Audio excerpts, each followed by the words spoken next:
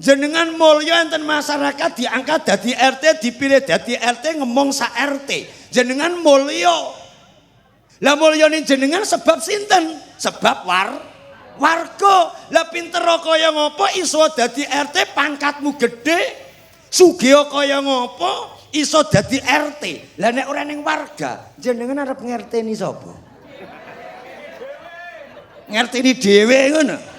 Loh, berarti wonten mriki saged sinau, Pak. Enenge mulya dadi RT sebab diangkat dening warga. Berarti mulyane RT sebab eneng lah, dong ora? Mboten, Pak. Kula rada kasar. Lho nek mboten ngoten sinten sing ngelekne? Lah niki mengke balike nggih keteng kepemimpinan. Arep dadi Pak Lurah, arep barang. Arep dadi Pak Camat, arep dadi Pak Dewan, arep dadi Pak Gubernur, arep dadi Pak Bupati. Nek teman cepet ati rasa rumangsa rumangsani, insyaallah enak. Sangka cilike Pak Lurah iso dadi diangkat dadi lurah gara-gara ning masyarakat. Lah pinter iso dadi lurah lek ning masyarakat arep nglurahi sapa? Mulai dhewe ngono. Tur nek iso rumangsa rumangsani kula cilik munggah melih teng bupati utawa teng camat. Nek padha iso rumangsa rumangsani sebab niki hari kemerdekaan kanggo nata jiwa kepemimpinan dan masyarakat negara Republik Indonesia gen iso padha rumangsa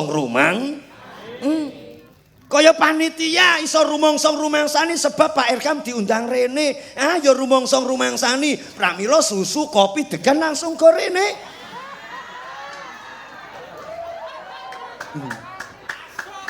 Ngapunten. Gerkong lah niki pun jenengan Cik monggo. Alhamdulillah. Yes, mantep niki. Yes. Nggih. Apa entek nek iki kabeh sing digeki ora aku dhewe. Apa entek iku ora ya wong kok senengane ngurusi urusane wong liya. Arep moto aku. Lah fotonen. Pun wae. Nggih, alhamdulillah nggih. Pun kula entosane riyin niki degane teko, apa teko niki. Nggih, pun rumangsa-rumangsanine kula diundang dugi mriki ndek ya rumangsa ngundang, rumangsane ngundang, pramila kula dikeki degan ten nggih. Alhamdulillah matur sembah suwun. Nggih Mas, mboten napa. Pun kok gak entek engko. Kangge wingking nggih, alhamdulillah. Nggih, pun kula lajeng nggih. Rumangsa rumangsani. Kula mboten ngenengi pemerintah. Aja nesu, engko pengen dadi pemerintahan kuwi nesu. Aku ora bakal arep nyinggung pemerintah, karepmu ora karepmu. Aku iki prinsip rumangsa rumangsani. Wong ora duwe musuh wong sugih kalah.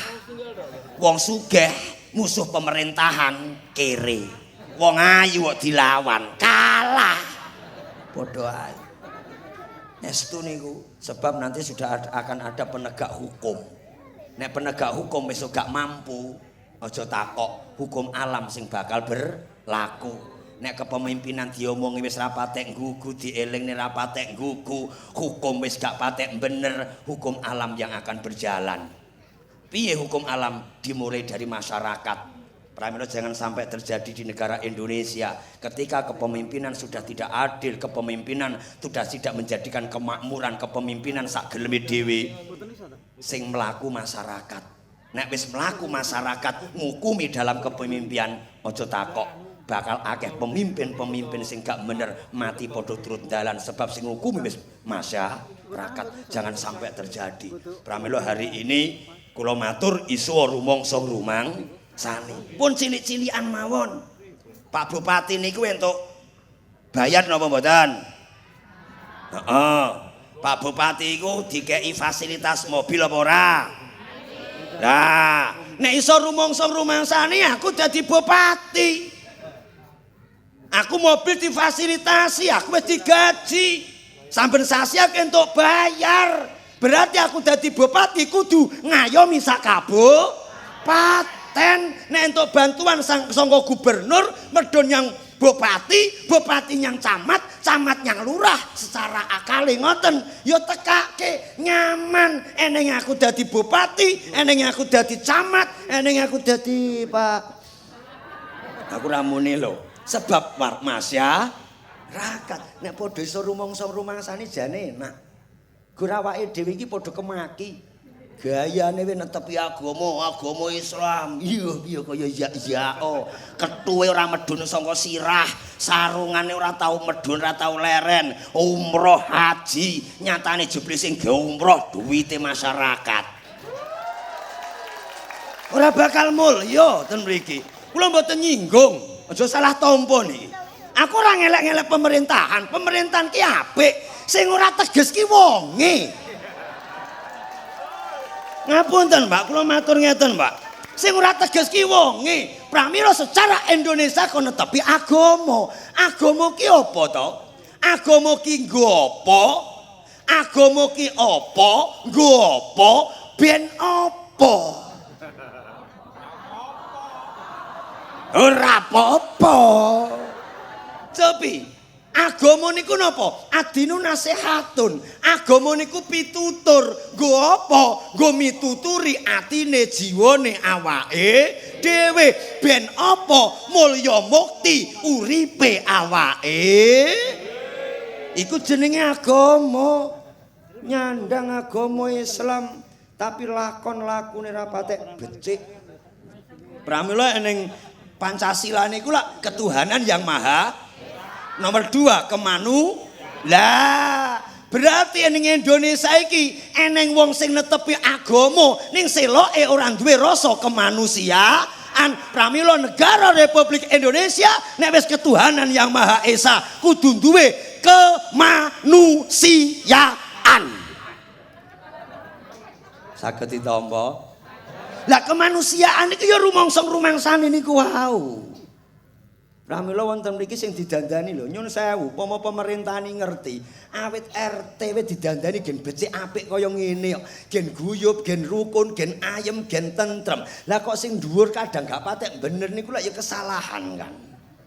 Pramila kemerdekaan 81 tahun ini isi dengan rumangsang-rumangsani gen tuwuh, guyub, rukun, ayem, tentrem, sumilak sumingkir godho rencana, sumilak sumingkir sambi. Rumangsang rumang. Aku ya ora nyinggung pemerintahan tok. Ora kok nyinggung jane gur ndunungke. Ora kok pemerintahan kabeh elek, gak. Eneng ya tetep eneng sing apik. Cuma kadang dalam berita-berita niku istilahipun info ingkang masuk dalam masyarakat niku kadang malah akeh eleke ngoten lho. Pramila nyun sewu Pak Bu, awake dhewe prinsip, awake dhewe wong kere ngono ae, ora kaya wong dhuwur-dhuwur. Ora sak ngurusi pemerintahan. Nek sing kono gelem korupsi adalah barang kene. Arep korupsi pirang triliun adalah barang kene. Awake dhewe di masyarakat arep diapusi barang kene. Ayo.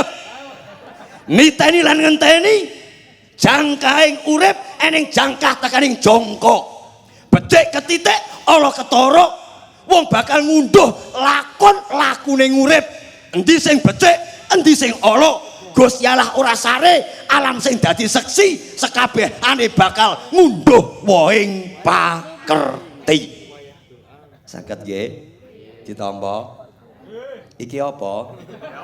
Kipas angin nggih, berarti jek gatekne. Pun ngeten mawon Mas, kula tak nggih mboten napa-napa, insyaallah mboten kagitan, mboten kesampluk mengki. Pun nggih ngoten mawon, matur sembah suwun. Kula niku wong gunung angger nyemplung nyangare niki langsung gembrobyos. Nggih, setu. Rumangsang rumang. Lah nek niku nggih jenengan nggih ngoten. Jenengan kula niku sinten? Kawula. Kawulane Gusti Allah, rezeki diparingi, sehat diparingi, bojo paringi, anak diparingi. Apa sing ora diparingi Gusti Allah? Nek awake dhewe iso rumangsang-rumangsani kudune iso ngawula karo Gusti Allah. Lah carane ngawula secara Islam awake dhewe salat, ibadah, manembah, zikir, ngaji, pengajian iku tetemen dalan ngawula dhateng Gusti Allah. Lah ning awake dhewe ra iso rumangsa rumangsane kok. Kon salat nyang masjid kowe ra pati gelem 5 menit salat kowe ra pati gelem nglakoni sampe dina gur dolanan. Soko nek iso rumangsa rumangsane. Tapi jenengan niku lho dolanan HP, melek mripate, tangi turu, madang nyekel, dolan gawa, ngising gawa. Ya kowe syukur arep barang. Niki lho Pak Kadang, nek iso rumangsa rumangsani. Oh iya ya aku dikei sehat karo Gusti Allah, dikei rezeki. Wong gur salat wae abote sepiro, karo rokokan sak ler iku suwe rokokane Pak, ning kenyataan awake dhewe. Ora iso rumangsa rumangsani. Lho, jamaah kadang kosong. Saiki masjid padha dibangun gedhe-gedhenan apik-apikan. Ora tau disobo. Kene ya, Neng. Wong ya teko. Tutuk-tutukno kowe le. Lho berarti lek ora iso rumangsa rumangsani wonten mriki. Contoh mawon, anak niki nek iso rumangsa rumangsani. Sekolah diragati wong tuwa, sepeda motor sinukokne wong tuwa, samben dina sangu sangka wong tuwa, arep jajan arep butuh apa dikeki sangka wong tuwa, arep kepengin dadi apa cita-citane apa diragati wong tuwa, nganti rabi sing ragati wong tuwa. Nek iso rumangsa rumangsani, kudune anak becik apik karo wong. Lah ning zaman saiki anak karo wong tuwa malah melelek sekabehane. Dikongkon rapatek mangkat senengane malah maneni. Niki tetepunganipun ora tuwuh rumangsa rumang. Kaya awake dhewe niki mawon urip ene masyarakat. Nek awake dhewe repot sing bantu sapa? Tangga. Awake dhewe ndek gawe sing kesel sapa? Tangga. Awake dhewe ge kesel sing ngendaki sapa? Tangga. Awake dhewe bot repot sing rewangi sapa? Tangga. Nek iso rumangsa rumangsani berarti awake dhewe ora iso dhewe kejaba kelawan tangga. Berarti awake dhewe iso apik iso becik karo ora kok seloke kok. Iya. Karo wong kono-kono wis dadi bestine. Karo wong kono-kono wae apik becik. Iya. Tuku bakso wae sing di WA wong Tasik Madu ngono. Tuku mie ayam we bareng karo wong Tasik Madu ngono. Iya, bestine kok. Dadi bestine kok. Puanene sak jimpit wis sing dikeki ya wong kono-kono. Karo tuwanggane malah melelek, pethuk ora gelem tekokan. Teku kok kaya ngono iki lho. Jare ngono ya sregep ngaji, sregep pengajian. Alah, pret. Kene napa kula wantun ngoten? Akrimul jal dawuh Kanjeng Nabi, mulyake tangga. Iku ibu iku rungokno, Bu. Mangsamu mirengane gur krungu tok nyemplung kuping tengen. Nyemplung kuping kiwa. Nek nyemplung kuping tengen metu kuping kiwa tesih mending. Seloke nyemplung kuping tengen, kuping kiwa ditutup, metune cangkem. Ning wong kono-kono neneke Bonosari, Brujul ngeten iki walah kula yakin luweh nemen. Ya sewu, Pak. Tapi sing ditata niki mungkin apa? Kepribadiane awake rumangsa rumang. Iki mang saka masyarakat yang pemerintahan saiki gandeng yang agama. Ya aja peh diceluk ustad. Aja peh kowe dadi takmir masjid. Aja peh kowe iso ngimami. Ya rumangsa rumangsanono.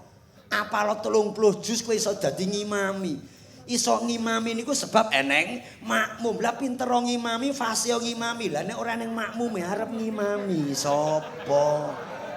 Kaya salat subuh reneng kancane ngono Allahu Akbar ngono reneng. Kene ya usum. Ya tutuk-tutukno. Ora iso rumangsa-rumangsani. Niki kenging napa to kula mboten tembung sinau bareng. Niki nggih kula pribadi nyinaoni ten mriku. Aja peh irkam. Wala celuk ustad. Celuk kiai. Yo rumangsa-rumangsanono kam. Irkam. Kupingmu jembengen. Aja peh kowe manggone ning kene entuk kursi empuk. Manggonmu ngarep buahe pirang-pirang, entuk degan, entuk susu, entuk kopi, manggon ning kene dhewe ning dhuwur panggung. Ning ya kowe rumangsa-rumangsanono. Mulyamu kam, irkam. Mulyamu ning panggung sebab eneng jamaah. Lah pomaku ning panggung dhewe buahe akeh, kopi, susu, duwegan. Lah nek ora ning jamaah, aku arep ngopo? Saged ditampa. Berarti ngene iki mulyane irkam sebab eneng Lah nek ora ning jamaah, moro-moro irkam, assalamualaikum warahmatullahi wabarakatuh. Ora ning jamaah blas. Lah sing teko malah cah cilik-cilik iki. Orang gila, orang gila. Lah guneman dhewe. Pramila wonten mriki iso rumangsa rumang. Aja pes sugih. Ya rumangsa-rumangsanono. Sugih eneng masyarakat iso turu angker, ayem, tentrem, ora dicolong wong, ora didelok maling, ora kecolongan. Sebab napa? Eneng masyarakat kiwa tengen. Masyarakat wong sing ora duwe-duwe niku lho, gawe ayeme, tentreme wong sugih. Mang tingali nek rundo-rundo ngono kae. Sing rundo-rundo iki malah wong sing ra ndek bondo donya ngono kuwi. Tenan niku, eneng kono njaga bondone wong sugih. Wong sugih iso angker, maling arep teko ora wani sebab napa? Kiwa tengene eneng wong sing melek wong sing ora duwe-duwe. Pramila wong Jawa duwe tembung pager mangkok luwih bakoh tinimbang pager tembok. Wong sugih gelem weweh tangga teparo iku luwih bakoh ndadekke ayem tentrem tinimbang mbok tembok 4 meter pesagi. Niki nek iso rumangsa-rumangsani saged ditampa nggih kula matur ngeten nggih. Apa? Ya pokoke rumangsa-rumang. Engko nek iso rumangsa-rumangsani, pemimpin ya iso rumangsa-rumangsani, masyarakat ya iso rumangsa-rumangsani. Ayem. Marane ya gedhe rumangsa niku wau. Sifat adigung adi guna rumangsa iso rumangsa sehingga ndadekke sifat kumalungkung. Iku aja nganti. Namela ten mriki dengan kemerdekaan isi dengan temane awake dhewe iso rumangsa ngrumangsani supados tuwuh guyub, rukun, ayem, tentrem, gotong royong, toleransi sehingga ndadosaken baldatun thayyibatun warabul ghafur.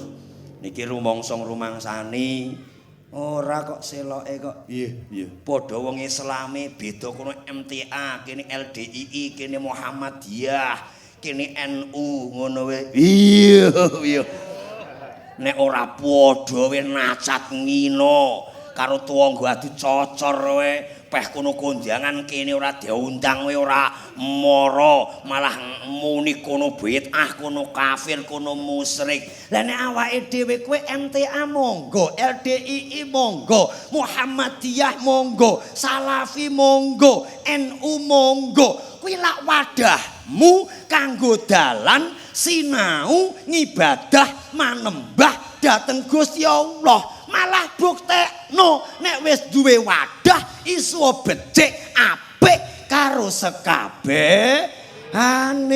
Lah kowe nglakoni ngono aku ora ya wis Dik kowe nglakoni ngono to. Heeh aku ora kok ben sing penting padha apike kabeh inamal a'malu biniyat kok. Lek nek niatmu apik ya bakal apik. Ayo awake dhewe padha islame padha kawulane Gusti Allah urip bareng ten mriki ayo padha guyub rukun senajan wadahmu beda karo aku, muga-muga ning alam donya iso bareng, ning kasuwargan iso bareng. Ngono tenan. Ora kok. Iya. Salate sregep, ngajine sregep, cangkeme kewer-kewer. Nek ora ngelek-ngelek sijine ora marem. Nek ora nacat sijine ora marem. Nek ora gawe gelo atine wong liya ora marem. Nek ora gawe pinggete atine wong liya ora marem. Ngono ki mbok yo nginguk. Kuwi iki sapa? Lah dik kaya wis ngapling entuk sertifikat resmi swarga. Lah wong swarga yo rung padha roh ae lho. Kan suatu keyakinan, yakin tetep. Ning cobi mangan-angan, swarga diciptakne kanggo wong sing lakon laku becik. Neraka diciptake kanggo wong sing lakon laku elek. Pramila dalan ibadah ndadekke becike lakune awake dhewe. Padha-padha sinau. Dawuh inna sholata tanha anil fahsya wal munkar. Salat niku ngedohke perkara elek lan munkar. Cobi, wong ki nek nglakoni salat iku sak temene ngedohke perkara elek. Ngoten mawon secara makna gene iso ditampa. Berarti wong ki nek wis nglakoni salat ora gampang lakoni perkara elek. Ning zaman saiki sregep salat malah gampang gawe elek. Iku lak padha karo wong mangan ora wareg, ngombe ora wani ngelak. Apa ngombe ora mari ngelak. Pramila muspra. Yen sewu. Aja gondelan nemen-nemen iki gondelan nemen-nemen kaya-kaya wis apik-apik dhewe. Jare padha Al-Qur'ane nyinoni asa antakrahu syai'an fa huwa khairul lakum wa asa tuhibbu syai'an fa huwa sarul lakum. Sing mbok anggap apik jebule malah elek, sing mbok anggap elek jebule malah apik. Pramila para wali sesepuh Jawa duwe tembung ngati-ngati eling waspada. Iku nek gelem nglakoni asline awake dhewe gur kemaki tok Pak asline ngono. Kaya iya-iya ngoten lho. Pramila sing ditata kusipun masyarakat Bonosari isuwa mapan empan rumangsa rumang sani awake dhewe gen tuwuh urip jenjem ayem guyub rukun. Amin ya robbal alamin. Uripe ayem rumangsa aman tununge tandha yen iman sabar narima najan pas-pasan.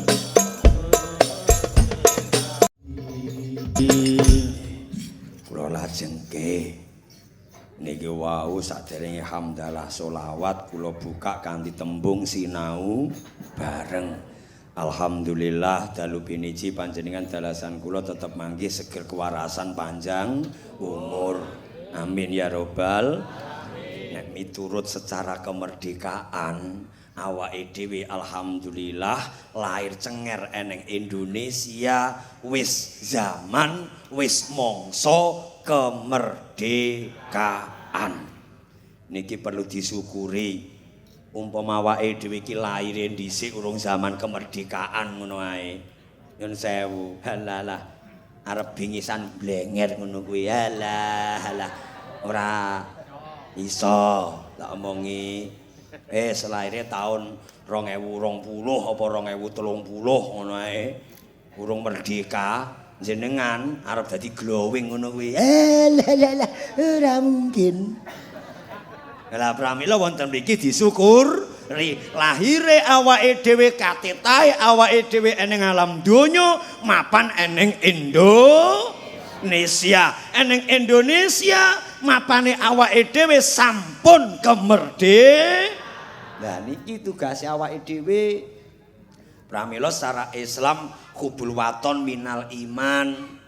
Seneng negarane, seneng desane. Apik becik ngopeni disane negarane kuwi termasuk dadi iman sebagian sangka iman. Lah wong ngomong iman kok malah gawe cerah eneng negara ngono kok jarine iman ngono kuwi lak cangkeme tok sing elek. Ngapunten Pak, kula rada kasar. Lha niku asline wong iki nek gelem angen-angen urip ning Indonesia lho Pak.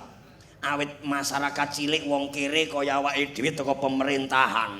Sak ndhuwure pemerintahan kono apa? Menteri utawa sak ndhuwure presiden. Nek gelem nyukuri pepari Gusti Allah, ayem awake dhewe, tentrem. Gur awake dhewe niku napa kadang? Tak rasa-rasake ora ndek ati siloke wong iku. Ora ndek ati. Wujude ana. Ning ati iki lak ora wujud, rasa. Nek umpama padha ndek rasa enak kepenak. Gur awake dhewe urip ning negara Indonesia niku napa? Kurang syukur. Ene Indonesia wis merdeka. Ene kepemimpinan dari presiden sampai RT mawon senajan sak kuku ireng eneng fasilitase.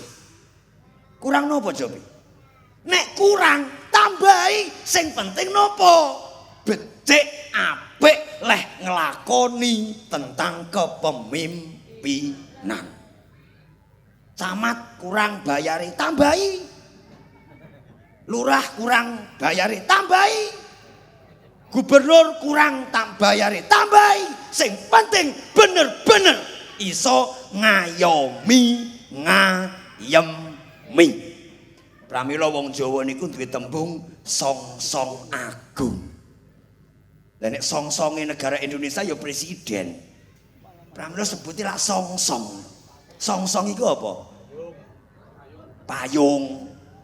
Lho wong Jawa ditembung payung. Dadi nek duwe dadi pemimpin ki ya kudu iso payung tenan, ngayemi. Pramila awake dhewe ning Jawa wong ki nek dadi ratu utawa raja, mburine mesti ning payunge, Pak. Wong ki nek wis dadi pemimpin kudu iso ngayomi, mayungi tenan. Lah sing dipayungi gur awake dhewe wae. Masyarakate kepanasan. Masa panas payunge direbut nesu. Lah ngono kuwi lha ya gak pas. Pramila wonten mriki dengan isi kemerdekaan ini dengan rumangsani ayo dandani mulai sangka akar sing disebut awake dhewe rakyat wong sing ora duwe. Bimbing anak-anake dhewe dalam keagamaan. Bimbing anak-anake dhewe sing duweni jiwa kemanusiaan. Ora jiwa kekewanan. Jiwa kekewanan iki lak serakah. Kowe ngerti kethek? Ngerti? Dek madhep yang aku ngono. Kethek iku lho mangan kene jek dikoki, kene jek koki, kene jek bontot. Berarti menungso ki nek ndek ati ora duwe rasa kemanusiaan, berarti atine ora kemanusiaan ning kekewanan.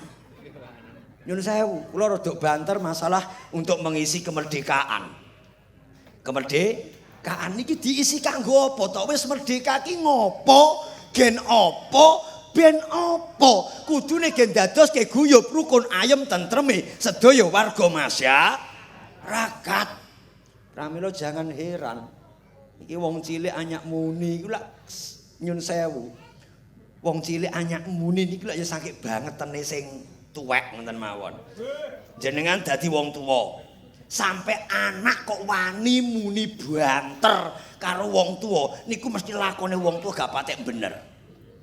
Nganti anakmu muni ora le Pak kowe iki ya kaya ngono.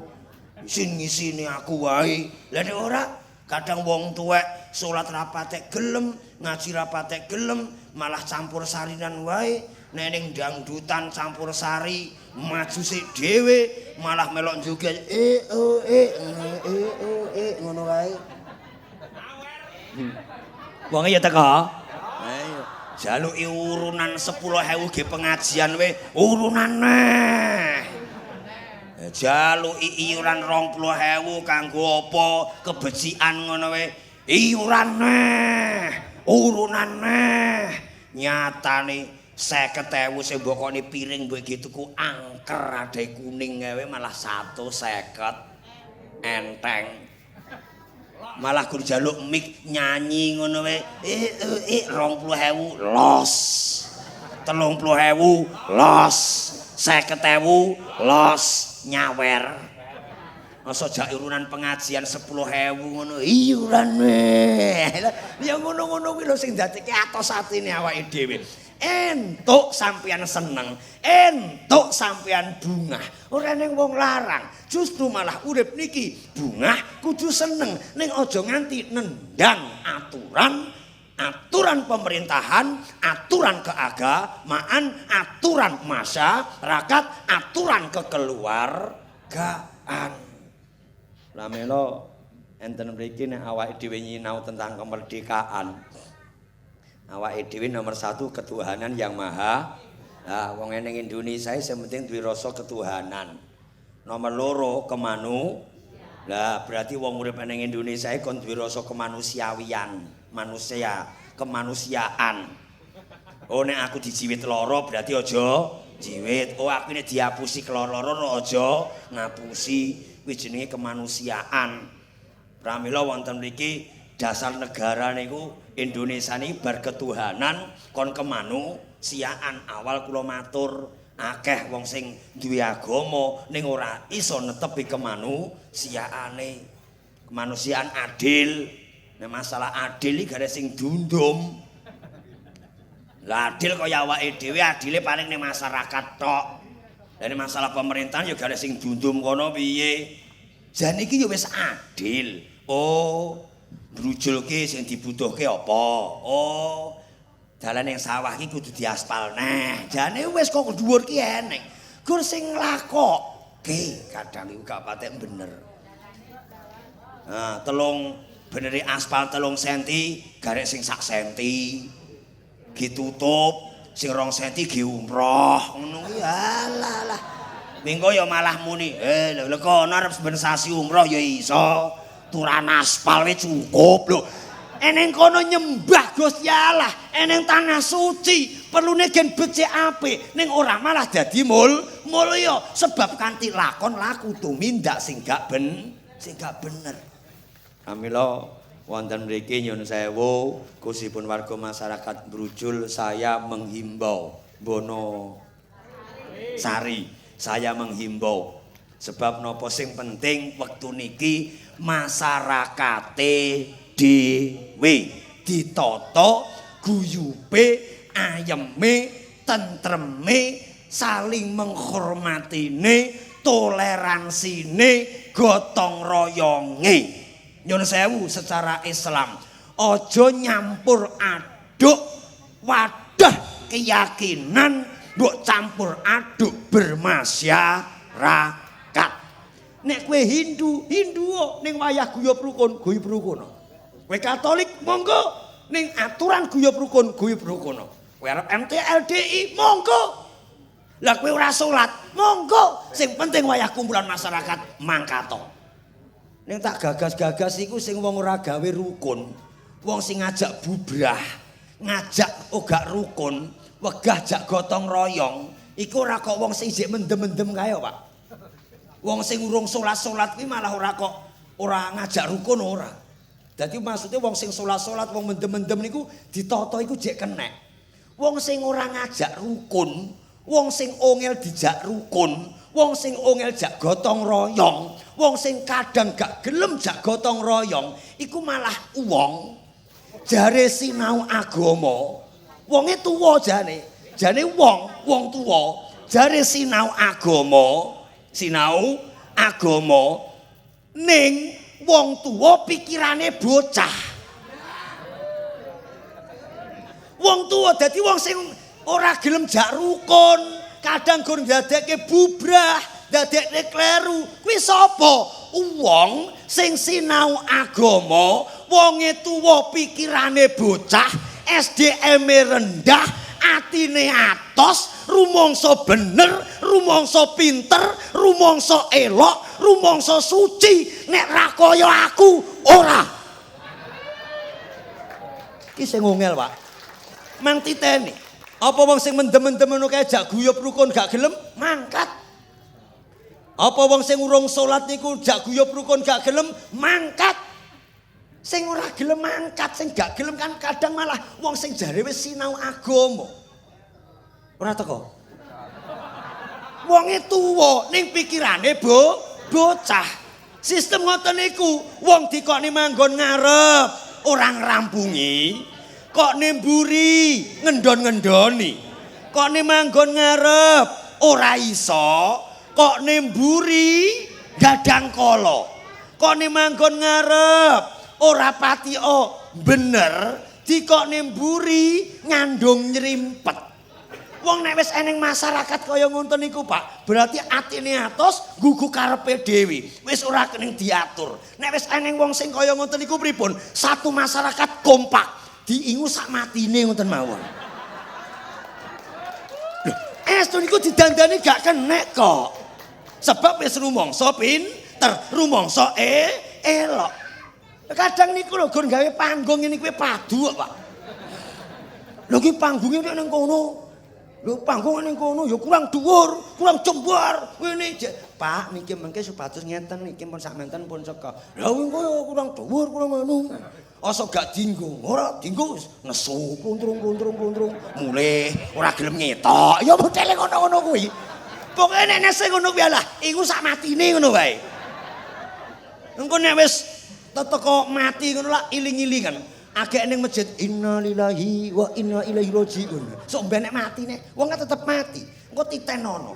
Masyarakat ora kok muni innalillahi gak ngono. Alhamdulillah. Engko ya muni ngono. Seloke malah ceblung. Ora to. Wong kae iso mati. Hus tembung muni kaya ngono. Alah tenan, Dik. Ning brujul iki apa wae gara-gara wong kuwi. Bantuan geger ya wong kuwi. Eneng masalah gak rukun, ya wong kuwi. Lah patut wong kuwi mati nunggu aku kondangan Dik lho. Urung dipendem lho wis dielek-elek sik. Wis dielek-elek sik. Cobi, ahli yang ibadah nek kaya ngono kuwi nyun sewu. Berarti kan gak pas. Gak pas. Niku mengke ya ngoten agek didusino sing layat ya wis muni kok. Anu ki aku ngedusi kok rumangsaku piye ngono to, Dik. Lah ya gara amal perbuatane piye? Ngono tok. Lho, niku pasti. Lah niku sing cah nom-nom lho, cah nom-nom iki gawe luwangan. Ngono kuwi ya teko. Apa dong jero ngono. Agek sak meter iki. Alah sakmono wis, ora nek mulih paring yo dieker-eker kirik. Ya ngono, urung dipendem kuwi. Nyun sewu, Pak. Pramila ngati-ngati uripe awake dhewe. Awake dhewe mburu swarga. Swarga niku sing piye? Lakon laku becik apik, Pak. Para wali, para masayah, para guru. Apa diceritake akeh dikire ngene ngibadahi manembah ngene. Buka kitab wonten kitab Wasiatul Mustofa. Wong diangkat dadi kekasih Gusti Allah iku ora labi kasratil ibadah. Ora sebab akeh ibadah, ning sebab jembar longgaring ati. Iku cah nom-nom, luwih-luwih nek cah nom-nom ne dielek-elek. Yo delalah ngono ki yo delalah Pak. Wis nggone wis dadi ambulan teko. Cah nom-nom. Ayo kowe lho ndang genten kono. Ndang mapak kono. Iya ngono mapak. Delalah sing mapak ki wong pernah dilarake atine pernah dielek-elek. Lah iku yo muni jenenge cangkeme cah nom. Genene bongko sing gotong kaya wong kaya ngene-ngene iki lho. Ngene kuburan lho, Pak. Ijek dirembuk eleki. Nek mengke wonten mriku ngibadahi temen dibarengi lakon laku tumindak becik toleransi apik beda wadah menghormati beda wadah menghargai mati innalillahi ayo wong kae lho Pak beda karo awake dhewe ning karo sapa wae apik aku lho nyatur nglakoni salat urung nang ibarate jangkah masjid kuwi gur neke Idul Fitri kae aku gak tau nyemplung ning dalan ketok guran aku ngono ning serawunge apik karo aku wis apik lah yo wong wis kaya ngono wae muga-muga wis kasuwargan tenan-tenan nek wonge apik lho critane apik garek nyarah kowe piye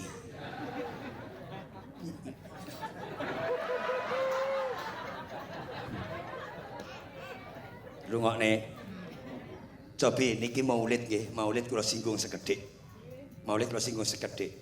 awake dhewe jangan belajar sakwise Kanjeng Nabi tok sakwise kenabian tok ada apa Kanjeng Nabi sekawan dosa tahun diangkat dados Nabi. Berarti tekaning kapundhut 40 sampai 63. Kurang lebih 23 tahun. Lah, kita belajar coba 40 tahun ke bawah. Kanjeng Nabi kena nopo selama 40 tahun wonten mriki umur 40 tahun diangkat jadi nabi. Ada apa di balik semua itu? Mesti kan tetap eneng sababiah. Ada asap ya ada api, ngoten niku ada api ada asap bolak-balik. Mulyane Kanjeng Nabi wis ora usah teko agama dhuwur-dhuwur, Pak.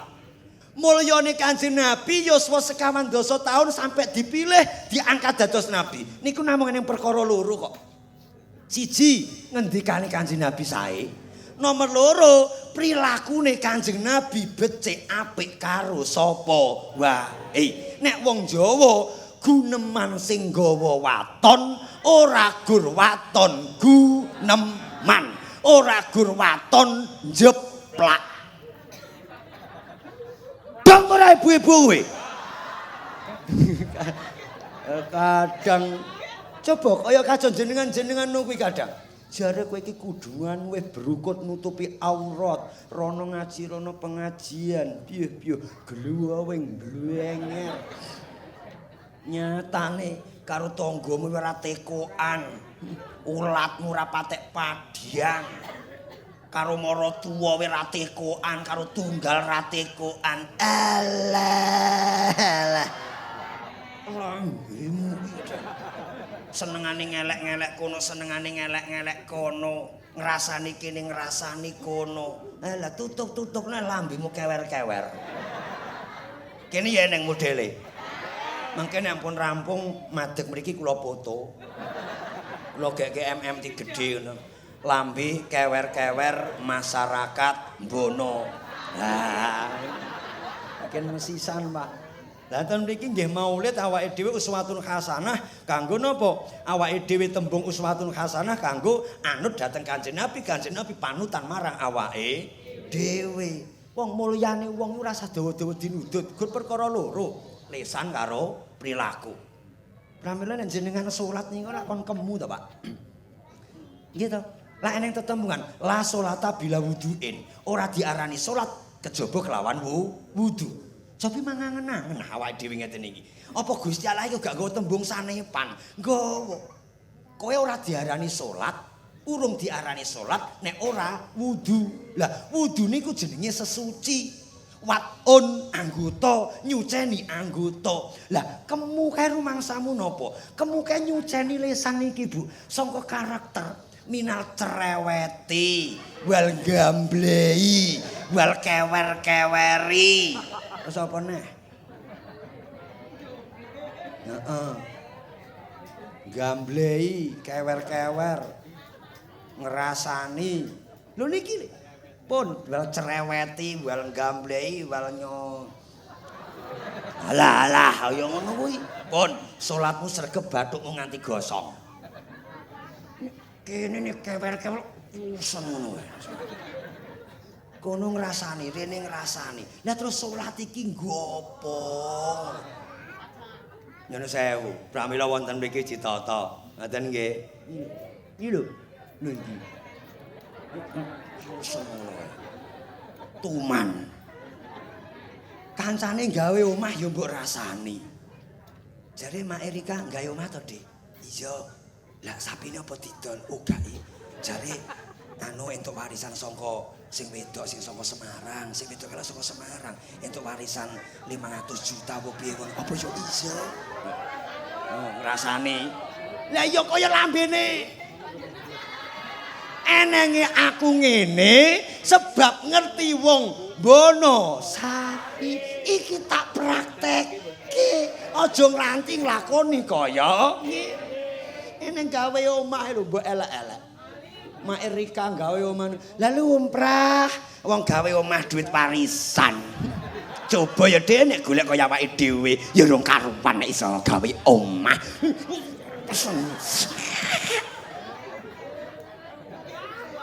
Kancane tuku motor PCK ke mbok rasani. Gedhe teko, wah PCK teko. Ngono yo ngrasani. Lah jare Mak Diva tuku sepeda motor anyar to. Iya. Lah apa montore? Iku lho dhewe sing gedhe kulo PCK mamane. Lah sapine apa didol ora ki? Elah paling ya utangan iki. tok. Aku lho dene gur pengin barang utang ngono ya iso-iso wae. Aku wegah kok nek duwe utang kok. Ngene kowe. Iki lho lambe sing kewer-kewer iki kaya ngene iki. Wasis ki sebab nerokke wong Bonosari kok. Ning nyen sewu. Modale yene ta wong ngono kuwi? Alah, lah wong iki deloken, Pak. Angger rada sugih, lambene tipis, bodine jek apik, irunge rada mancung. Lambene tipis, kocomotonan. Oh, ngene ra karo-karo nupen-nupenane. Nesu, ala nesu. Nesu. Nuwun sewu lah, pramila ten mriki ayo dijaga copi salat niku lagi ngoten, Pak. Kanggo kepribadiane awake dhewe, jenengan raup. Apa kurang resik jenengan adus sing gawa apa jenenge pembersih muka apa jenenge? Heeh, facial. Mbah.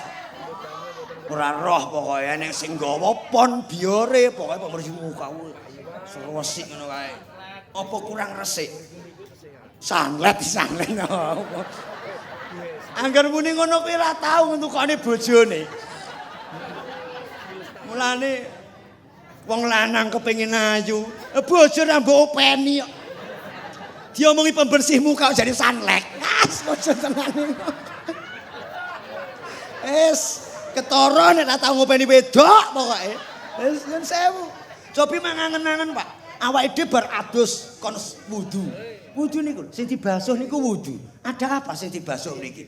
Awake dhewe aja gur ndek keyakinan basuh raup nganti nggo bunyi suci, nyuceni, sah, salatku sah. Iya. Ning awake dhewe ora mandeg teng mriku. Sing disuceni niku rai niki lho. Rai. Raine awake dhewe niku. Wedok-wedok rungokno. Lah kowe iki kadang ya biyo-biyo. Ndek mangle Pak bar magrib eneng ngarep waca wis nggawa klambi apa gamis ini. Ora patek matuke gianti neh. Gamis sitok. Lah yo ngomong ora ngono ta. Ayo. Aku roh. Wis blok ganti neh wis anyak plok-plok wis pondasi unen templekne kene. Skincare templekne kene. Maskara templekne kene. Kowe tok glowing. Wis ketok plek enak kepenak ijik bengesan. Ngene kae. Bengesan. Wis anyak bengesan kok kodhong meneh. Kok wis obeng kene. Plek dituwenteni anyak ketok PD, HP-ne dijikuk.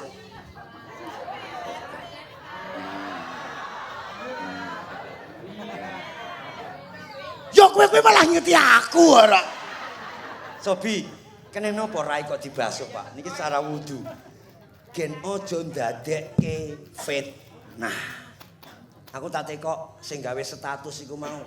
Asa wis ketok ayu ngono dipijke status pengajian, guys.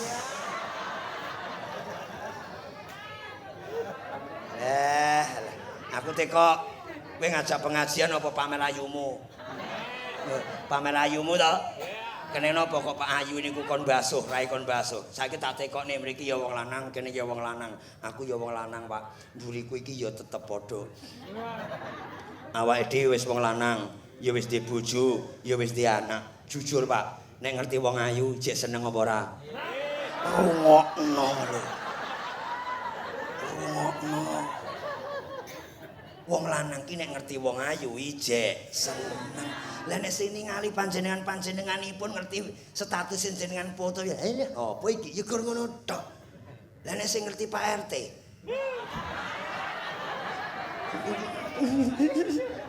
Contoh ngene nesu lah.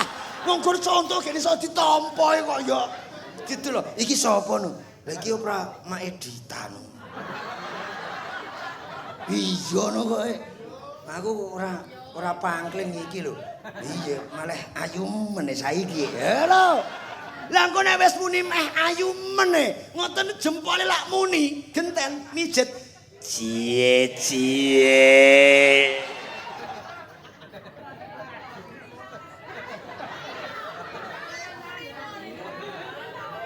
Ora kok kulino. Ngerti wong Bonosari. Kula transit ten wingking pun setengah jam. Kula buka status jenengan rumangsamu nomormu ora tak simpen lho pi. Masyarakat agar pengajian nomornya jalu isik endi sing njaluk status aku yo ngono. Yo gayane. Alah, pret. Wong pengajian gara pamer rai. Lho, sebab niki ndadekke fit. Lho, cobi angen-angen. Berarti awake dhewe sadurunge ibadah, salat, iki kon baso aja ndadekke fit. Nah, iki kon resiki aja cangkeman. Lah nek iki ndadekke fitnah cangkeman sampean salat, sidane apa mulya? Lah iya lah wong salate saben dina kaya ngono kok biyo. Lah ngopo nek Dik? Lae. Nek muni ngono ngabang ning kuping tenan lho Dik. Tenan. Iku lho nyun sewu. Kaya wong etan kono kae. Sing luweh ya wong lor masjid kuwi lho teman-teman. Saged ditampa? Saged ditampa? Tapi mangangen-angen Pak, tapi iki cara syariat mawon. Kepribadiane awake dhewe pun ditata. Tangan apa kurang resik awake dhewe sabunan, dadak kon basuh. Awake dhewe wis basuh teko sikut, kelamut, suci, resik. Allahu Akbar, salatku sah, nyemplung swarga. Engko sik. Iki lho dibasuh.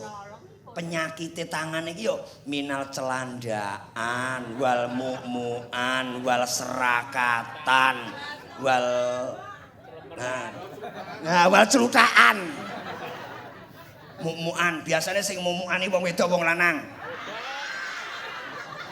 Dek serempak men to, Pak. Agak mbono asline wong lanang rodok mumukan. Rungono wong lanang. Kowe barang. Aku iya. Jenengan nggih. Niku nyun sewu. Cobi, Pak. Tangan iki lho sadurunge salat kon ngresiki aja muk-mukan aja celandaan. Lah sing pemimpin dudu donyane ya celandaan kok. Lah bilang gini setithike kok. Pramila ora nang dadi mulya mukti. Ini rungane niki wong lanang-lanang, Pak. Kula meling. Aku barang. Barang ki nek dudu donyane dhewe barang ki nek dudu weke dhewe aja dimuk-muk. Muk-mukan. Berarti celandaan, nyolong, jikok lah celandaan. Ora kok wong lanang-lanang kuwi. Wong kena mulai pengajian, kena gruduk mulai kok awor wong wedok. Kayak mulai dene kuwi apa ngono. Lho kula niku kadang yo ngerti dhewe. Lha iki celandaan to. Ngono kuwi ya ning Bonosari kene. Lanjutan neng. Ramila ten mriki awake dhewe niku lho mulai awal cobi rada angen-angen. Seandainya itu dari pemerintahan niku iso paham, Pak. Jebule wong cilik iki leh bimbing we gen apik becik apik sekabeh. Aneh. Oh berarti nek sangka cilik apik ke depane yang dhuwur becik. Awake dhewe iki lak gur kaya oyot to, Pak. Ning negara Indonesia iki masyarakat lak gur kaya oyot to. Oyot no, oyot uwit. Cilik-cilik niku mlumpuk, gene iso dadi gedhe wite, gene iso godhonge gen lemu. Kaya wit mlinjo so niki lho. Lah kaya wit so niku awake dhewe gur napa niku oyote ning jero kuwi wis disirami ora, malah ditempleki mester. Lah kaya awake dhewe ngene iki ya. Ning Indonesia niki lho. Bantuane kadang ora patek teko. Masa teko malah disudol ya ngono kuwi mangane kurang ning tetep berusaha. Perlune napa? Gen trubus lemu. Gen trubus lemu niku mangke kanthi masyarakat awake dhewe niku lho negara Indonesia gen trubus lemu. Lah nyak trubus godhong diceklek, trubus godhong diceklek. Ya ora teko ngisor gur golek wae. Gur pajek wae. Nganti dalane selok ora dipikir. Lho niku nyun sewu, pun seandainya pun mang mikir rada cilik-cilikan mawon, Pak. Jenengan enten bendungan to niku, nek jenengan ngertos enten bendungan, enten Ngargoyoso niku bendungan, enten Jatiyoso niku bendungan. Lah niku nek secara akal umpama nek secara akal wae lho cilik-cilikan kaya wong bodho. Lah kae digawe kincir ngono wae, pembangkit listrik ngono wae. Lah munyer terus ki andi-andike listrik wis rasa dadak PLN lho. Niku nek secara akale wong bodho. Lah ning awake iki wong kiri arep muni kaya ngobel ora tembus. Eneng yugur meneng kene lah brang kene nek nglakoni elek titenono kene muni kono muni dadi donga ya titenono dhewe somben wis alam yang menjadi saksi Gusti Allah ora sare jangkaing jangka bakal eneng wektu nyun sewu aja nganti kejadian sing gak diinginke terjadi di Indonesia asalkan wong bakal iso rumangsani insyaallah bakal becik sekabeh ane ngoten nggih nggih tesih semangat niki wau mpun nyanyi 17 Dereng ayo Mas direbanani 17 Agustus tahun 45 engko nek ora muni berarti ora apal tak ingeti kok kene nggih ya Allahumma sholli ala Muhammad hari kemerdekaan nggih setunggal kali 3 17 Agustus tahun 45 itulah hari kemerdekaan kita Tuan rasa adoh-adoh persatuan bono lah nganti teko Indonesia lah wong tanggomu ulate rapate Padang yang awake dhewe kok nganti teko Indonesia persatuan bono sari nggih nyuwun sewu Pak kula menghimbau kemerdekaan iki dengan berkaiwulan maulud ayolah leh netepi agama ditemeni ditelateni diistiqomahi dituwuhne lakon laku tumindak becik ora usah wedi dadi apa ora usah wedi kepiye asalkan awake dhewe duwe lakon laku tumindak becik Gusti Allah wis dawuh becik ketitik ala ketara ateges famayak mal miskola dzarratin khairai yarah sarai yarah lajeng ingkang terakhir piye carane ngadepi masyarakat sebab masyarakat iku beda-beda nyun sewu Bu sak apik-apike uripe awake dene masyarakat kene dadi gulungan loro sitok wong mathuk sitok ora mathuk wong ki nek wis ora mathuk karo awake dhewe apik kaya ngopo ya tetep dielek-elek nyun sewu Pak iki wong urip ning masyarakat kene wong loro lah ora mathuk niku nomor 1 ora gawe elek jane ora gawe apik gur sebab napa duwe tembung iri meri dengki dahwen open nek secara ormas wae ormas A ngelek-ngelek B marine nek B kuwi ya melok A lah awake dhewe gak iso karepe pos masyarakat brujul kene kon NU kabeh ngono Muhammadiyah kabeh ngono LDI kabeh ngono MTA kabeh ngono ora iso lha kok cuman ado-ado lah wong awake dhewe lho pake wis salat dadi imam masjid dadi takmir masjid wong anake wis ngesot karo dem-deman ra leren-leren kok niki kan pun gambaran berarti awake dhewe niku nek masalah ibadah hidayah sing penting duwe lakon laku becik sekabehane eling-eling Bu selagi awake dhewe apik becik pribadi masyarakat syariat lanjut perkara eneng wong sing arep ngelek-ngelek arep barang arep ngrasani arep barang ora gumun madang ora njaluk kowe jul Pak sebab niki butuh ndablek niku ya butuh wis tak kei contoh meneh jelas suwijine masyarakat bono asli kuwi wong sugih apa bono ila tek gemuni tek ongel men ndok tak ombenane sik ndok ora patek plek ngoten alhamdulillah kehebatan kula Pak sing ngombe degan kula sing seger wong liya ora ngger wong iso jenengan mang ngombe degan paling jenengan dhewe nek sing ngombe kula sing muni seger wong liya niku salah suwijine keistimewaan kula ngoten nggih bono sari contoh lho ya lati diombeni ngene lha beda to bono sari darane wong sugih naminipun Ibu Ninuk contoh mawon ya ora apa-apa to wong gur contoh ngene iki aja gampang tersinggung ngono lah Delalah, Bu Ninu niku sak RT niku sangke krasa keberkahan dikeki rejeki. Sak RT niku dikeki napa niku? Sembako. Nah, eneng gula, eneng teh, eneng lengo, yes komplit. Kabeh sak RT dikeki. Ngono kuwi engko sing enak kepenak yo. Matur suwun ya Bu, pun diparing ngeten mugi berkah sedayanipun. Lan jenengan nggih Bu malah saged paring kados ngeten. Berkah sedayanipun mugi-mugi kula niku nggih ngeten nggih Bu, benjange saged weweh dhateng tangga tepari saged manfaat ngeten nggih Bu, sami-sami donga tinungo mugi sehat sedayanipun. Enak kepenak. Iku sing matuk. Sing ora matuk. Eneng wong loro. Jenenge Mbok Yatmi karo Mbok Tarni.